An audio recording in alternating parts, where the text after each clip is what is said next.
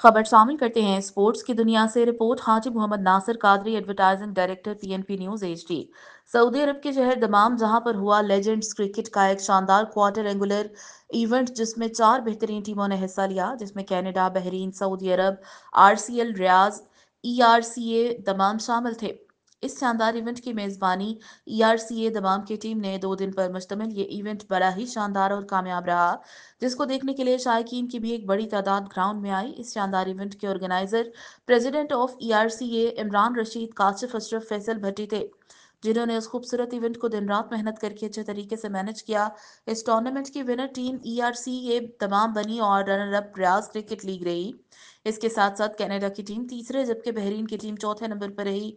पूरे टूर्नामेंट में media coverage PNP sports और जीएसएल स्पोर्ट्स की जानिब से दी गई।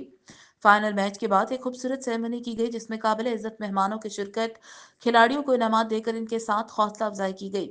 एक कामयाब और शानदार इवेंट करवाने पर पूरी मीडिया टीम की जानिब से हम ईआरसीए मैनेजमेंट को मुबारकबाद पेश करते हैं।